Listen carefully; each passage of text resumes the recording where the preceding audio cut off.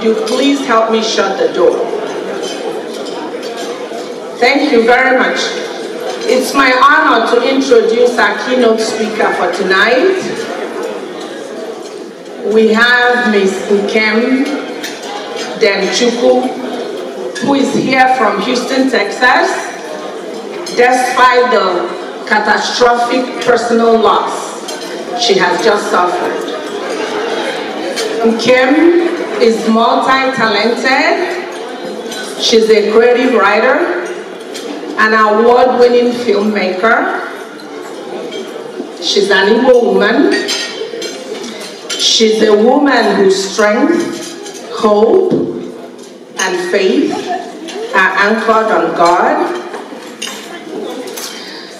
She has 14 films and 7 books under her belt, and some of her books are available for sale tonight.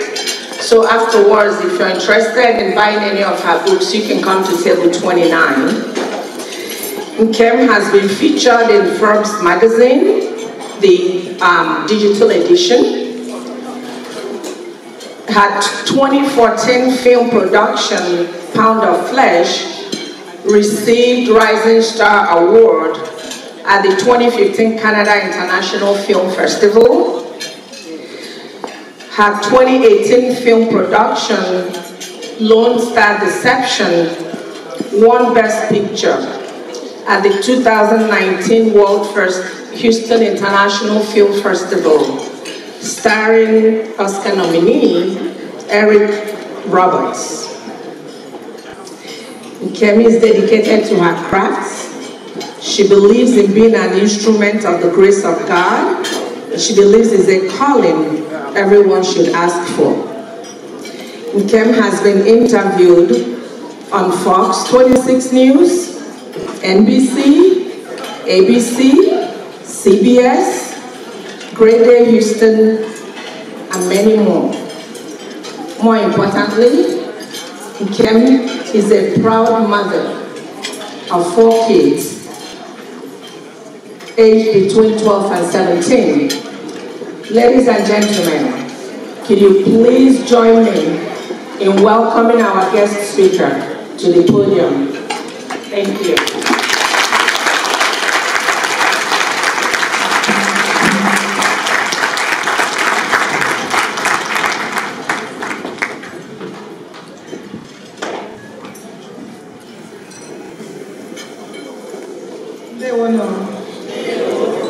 Good evening, everyone.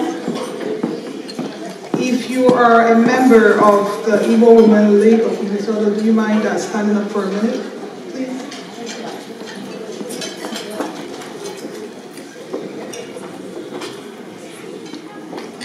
It's an honor to be in your midst tonight. You ladies are very unstoppable. Thank you for all that you do. Please give me all.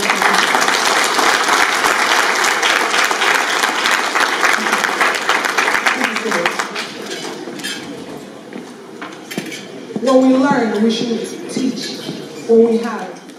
When I'm sad or when I'm feeling broken, just like everyone else, it's hard for you to have a smile on your face or to have faith or to have hope.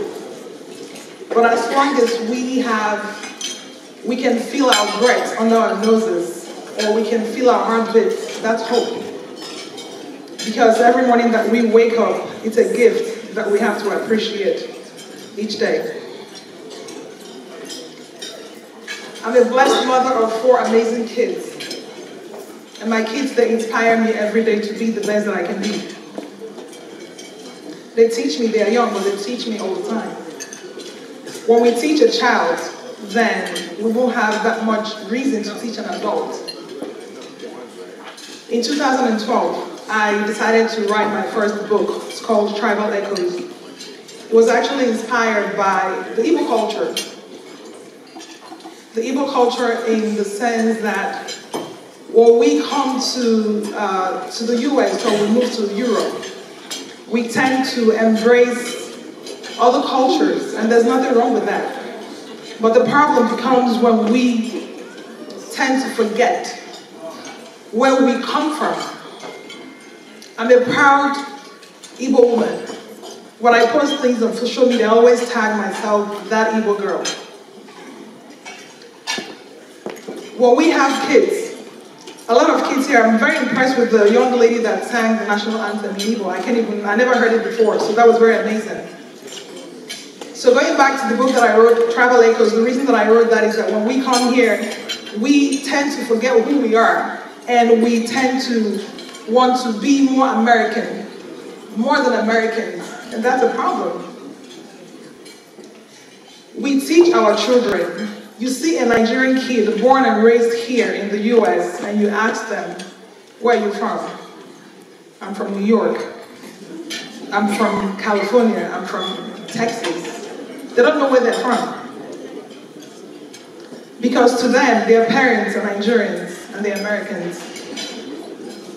Your bloodline flows from your parents. So it's a good thing that we know we have to teach our kids where we are from. And that's exactly what Igbo Women League of Minnesota, that's what they're doing.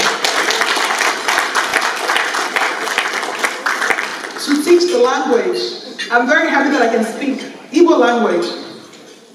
My kids, they understand the language shamefully, they don't speak it.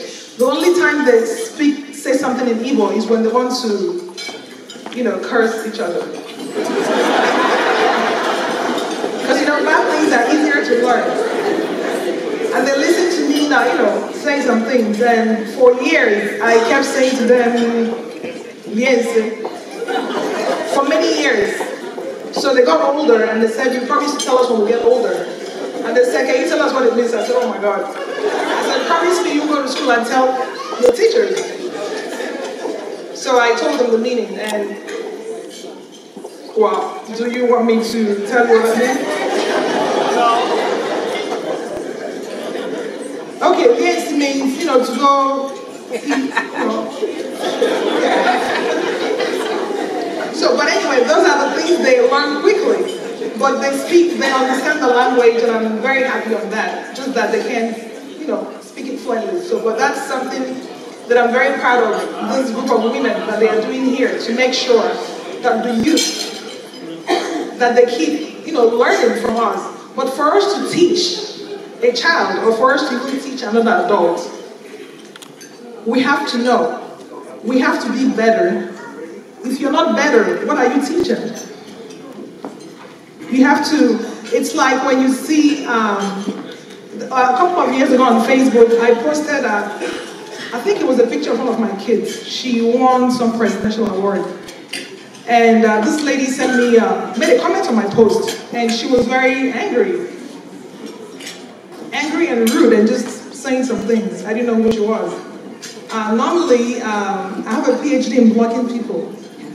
Like, negative people. So I wanted to block her. People were texting me, inboxing me, who is this person? Just get rid of her. She didn't know who I was, and I didn't know who she was. So I knew there was something to it. So she inboxed me, and she continued, like she was attacking me. I pulled her profile. She's an Igbo woman. I pulled her profile and read her posts. She was suicidal. And I inboxed her. I said, can you talk? She continued, like saying that, you're pretty, you have kids, that she's sure, men are always running after me, that nobody pays attention to her. She was molested, I think at the age of 7. So she was going through so much.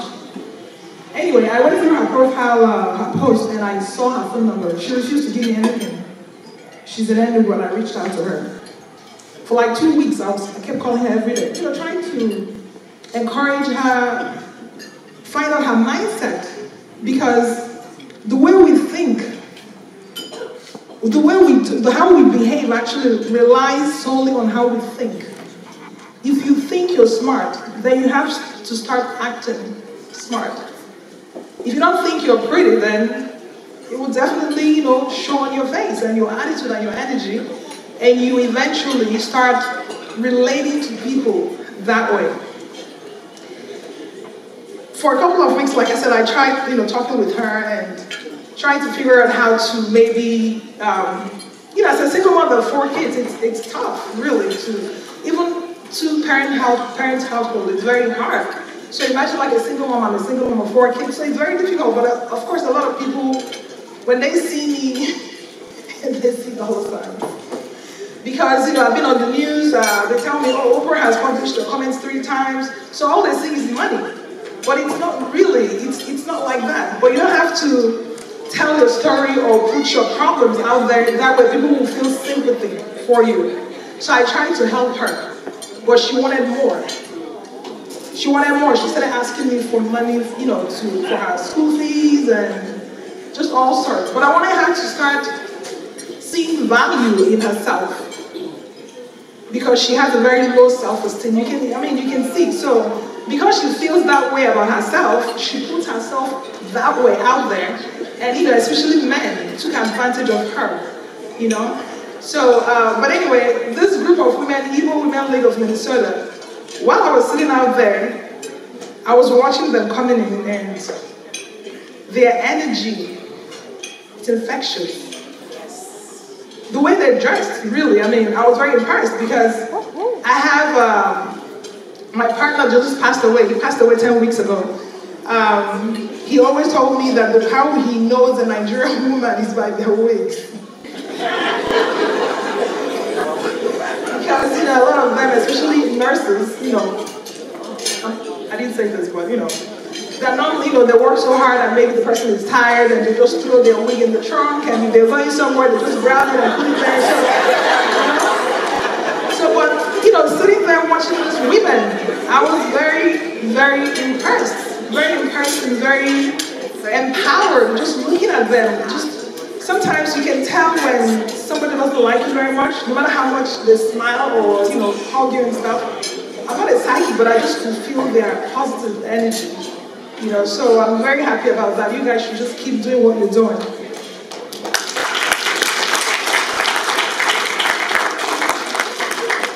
When God created Adam, He knew that Adam needed a helper. We all know her name. She's the reason that means, most women realize that we suffer every month. Eve. He created Adam and Eve, making Eve to be the helper. So for somebody to be a helper, that means the person is equipped.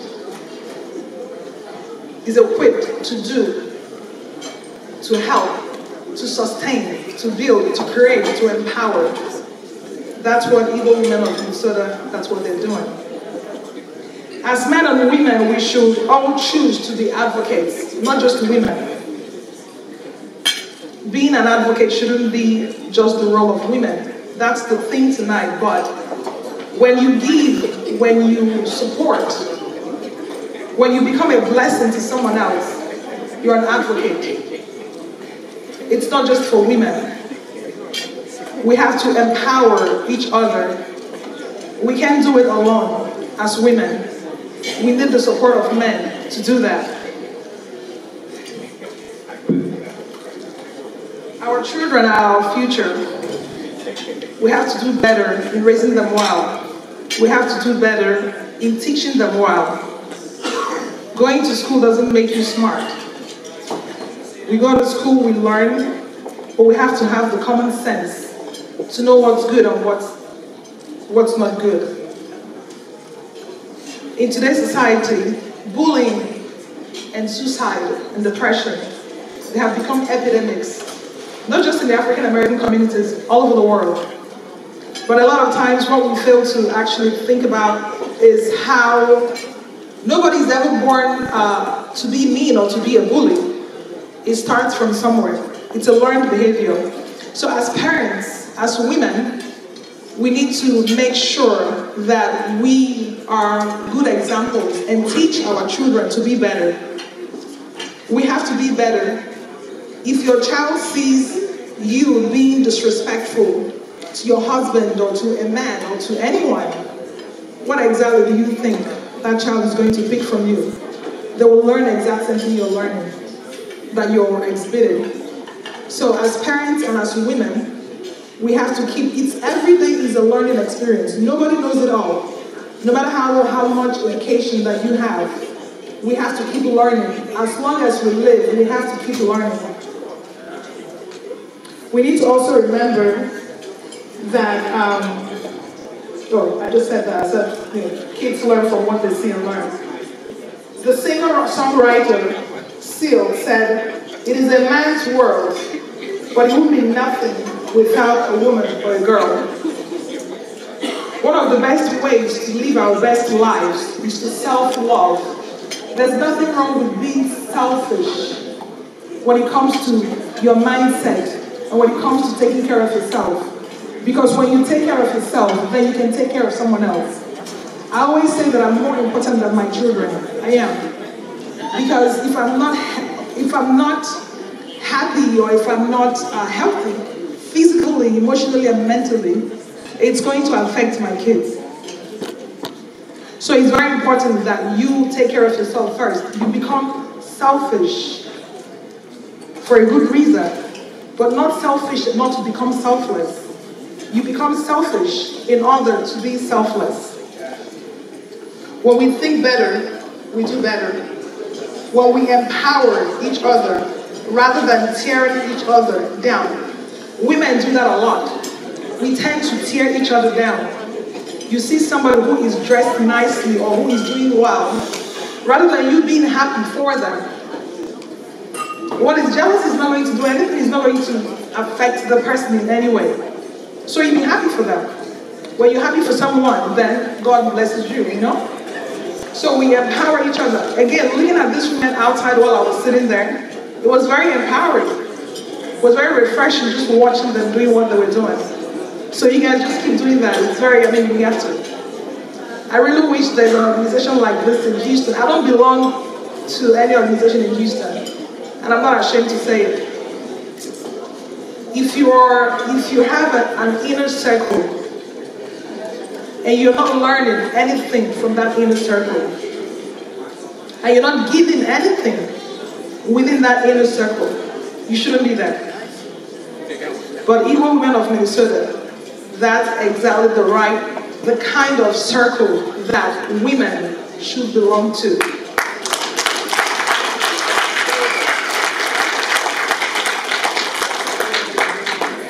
There's so much joy in giving. There's absolutely so much joy in giving.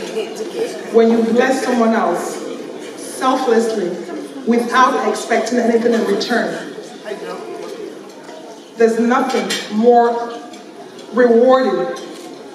It's a feeling nobody can explain to you until you have become a giver. When God blesses us, He didn't make a mistake. Like if God makes someone a millionaire right now, or you win the lotto, and the person decides to be careless with the money they won or received or whatever, He didn't make a mistake doing that. God never makes a mistake. He chooses the people He wants to bless. That way, we can be blessings to other people.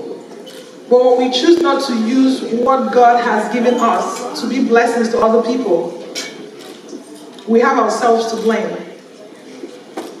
So please, ladies and gentlemen, let's all keep supporting Igbo women of Minnesota so that they can keep doing what they're doing and keep being blessings to these girls, both in Nigeria and our children here in Minnesota. Thank you very much and enjoy your evening.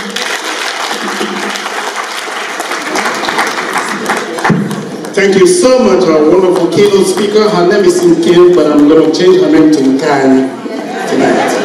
That was wonderful. Thank you very, very much. We're going straight to the next item on the agenda.